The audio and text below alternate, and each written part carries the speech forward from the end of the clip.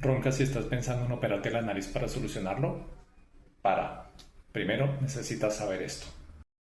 La mayoría de personas piensa que el ronquido se debe a un problema en la nariz. Es lógico pensarlo, ¿verdad?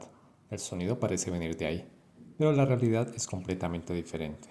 El ronquido ocurre en la garganta, cuando los tejidos blandos en la zona, especialmente la parte posterior del paladar, vibran por el flujo de aire turbulento.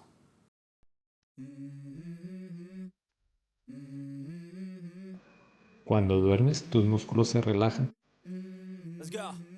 las vías respiratorias se estrechan parcialmente y ahí está tu ronquido.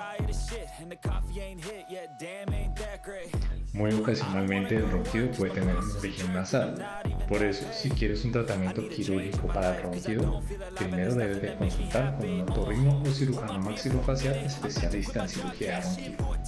Si después quieres mejorar el aspecto de tu nariz, puedes venir conmigo. Porque una persona con nariz más refinada y que además ya no ronca, sin duda gana puntos por partida doble.